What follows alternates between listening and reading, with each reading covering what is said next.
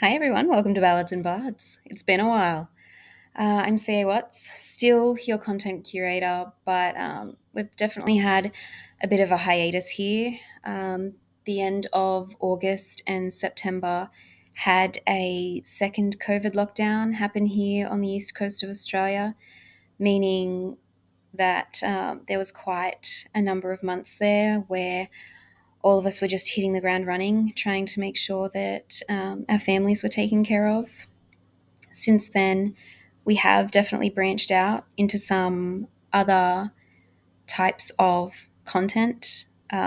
Being a teacher myself, I've developed a presentation as a means of providing lived experience of autistics and other neurodivergent people for the sake of educating teachers about what it actually is to have or to live with these conditions as a part of us in a way that I don't believe they get as part of their special education training. And well, the result of that was to be offered a PhD candidacy to do a doctorate in neurodivergence. So since then, that's been a very intense focus for me, and I haven't been as present with my writing as I would be normally. I am awkward. They have been coming along marvelously. Obviously, we've had a significant delay from when we planned on releasing the neurodivergence books, but now with all of the additional information that's come just from uh, the study and the research that we did to ensure that the presentation that I made was scientifically accurate and indicative of the experiences of many autistics in the community rather than just my own or just the few voices that we know of personally. The neurodivergence series definitely has grown into something that we had no idea it was going to.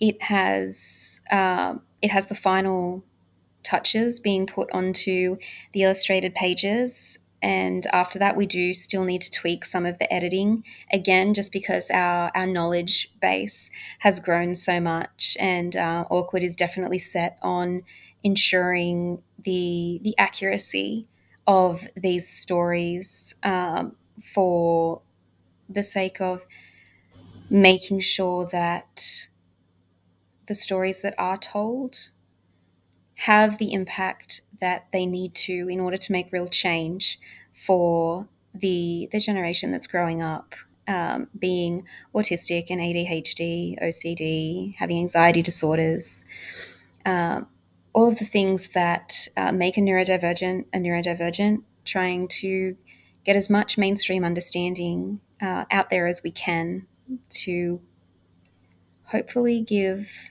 them a far better chance at a healthy and fulfilling adulthood free of trauma and free of a lack of understanding and compassion for those of us that fall under that umbrella. Serenity has definitely has taken some time to step back, so she's currently on hiatus. But as soon as she is back and actively working on something, then I will have an update for that.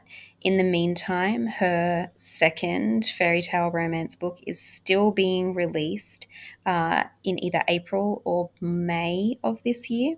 We're still pinpointing exact release dates for 2022 just because there's so much up in the air. We really only can take it as it comes. And if COVID has taught us anything, it's that.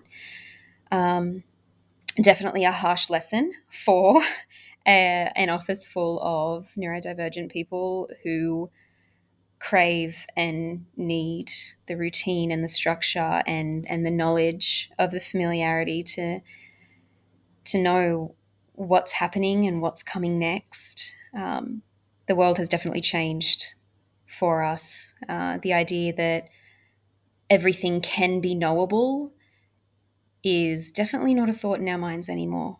Because even the things that we thought that we could know in the last 2 years, it's definitely proven that that is not always the case. Change can happen anywhere, in any form, within any arena.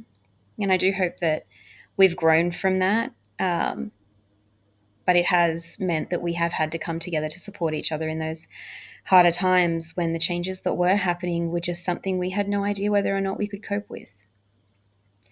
On my front, Matara has just got its cover design back from Kozakura, our incredible cover artist for Ventura. So Valeria has been out a year in June, and I'm having feedback, particularly from a lot of my students, that they're hanging for the next one, which is always wonderful to hear. And they were very excited when they got to get a sneak peek of the new cover for Matara. So I'm excited to share that in the coming weeks. It still has to go to its formatter, and once everything is put together, then a release date will be set for the coming months. It will definitely be happening as soon as possible, but again, it's just not possible to pin down a release date at this stage. It will be sometime from March to June. And my opinion is I'm not really interested in any of the build up or the promo. I just want it out there and accessible for as many people as possible. So I'm hoping that as soon as these last finishing touches have come in and it's ready to go, then we can just get it out there straight away with as minimal delay as possible. So if we can get it out there next month, then I'm perfectly okay with that. And I've got quite a lot of kiddos that would be excited about that as well. We have had to find a new map artist.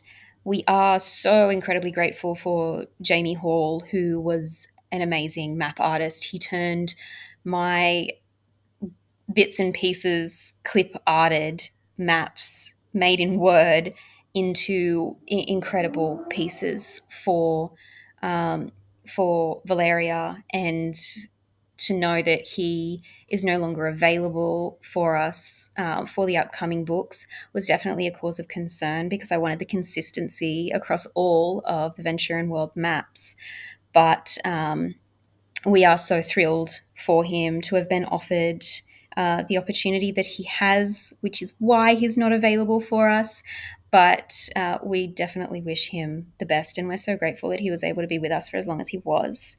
And hopefully, the new artists that we're currently collaborating with have incredible skill that we're not concerned we won't be able to find someone who won't be able to in some way replicate the similar style to what Jamie has created for us. So Matara is coming to you as quickly as possible, as are the Neurodivergence series. Rhododendron Art is our illustrator for those, and she is working incredibly hard to make sure that they're exactly what our vision is for them. And hopefully we might be hearing back from her any day now that she'll have some finalized sketches for us with the color included, and maybe then we might be able to do a bit of a sneak peek on one of the later stories for you, much like we did with Zuri. And we have Serenity, who, while not available currently, has her second book in the fairy tale romance series being released, and that will definitely be out by May. It is essentially ready to go. It's just more we want to make sure that she is as involved in the process as possible, and so even though we don't want to do too much without her. And at the time when she needs our support, well, at this stage, she's a person first and a writer second. So we want to. It wouldn't be the same going through this process if we didn't slow things down a bit to make sure that we could maximize how much we could have her with us as we worked to get the next book for her out there.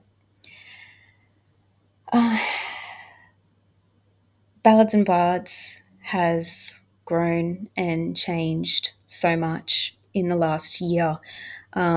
We're just now getting notifications saying our registrations are up for renewal because our annual registrations have got only a couple of weeks left on them. Hello, Dash. And well, that's just a reminder that Ballads and Bards has been up and running for almost a year now, and the things that we've managed to pull off in that short period of time is incredibly exciting. And it's almost overwhelming to think about just how much we've managed to accomplish in such a short period of time, given that we are such a small team. But I'm excited with the new vision that we have for Ballads and Bards. It was always a neurodivergent brand. It was always to boost voices that weren't being heard when it came to the topics that we live every single day. And as a result, stretching our branding out into merchandising and professional learning modules and teaching resources and all of these different things outside of traditional publishing when it comes to actual novels and stories and picture books. It's growing. It's almost like it is its own living organism, and all we can do is follow. And I love that we have the freedom and control to do that, because it means that, well, there's no way of knowing where we could end up next. And the sort of change and inclusions that we want to put out there into the world, there's nothing that isn't available to us. There's nothing that there's no barriers in front of us that we can't tear down, because, well, our business is about us. And not having to prove anything to anyone or make a point of pleasing anyone, because our brand is so focused on its goals as opposed to profiteering or having to appear a certain way. It removes so much of that pressure. And there's some rain to finish us off. It's reminding me that I've been talking too long. Anyone who knows an autistic knows full well that as soon as we start talking, particularly if we get onto a topic that we're really interested in, we kind of get stuck into loops to the point where we are repeating ourselves a lot and we can't figure out when to stop. So it takes quite a while to shut up. As it is, I need to message someone I had a phone conversation with yesterday just to make sure that they know that just as much as they wanted me to shut up, I also wanted me to shut up. I just couldn't.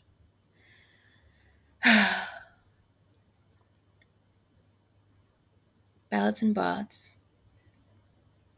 Here's to another year. Feel the spark.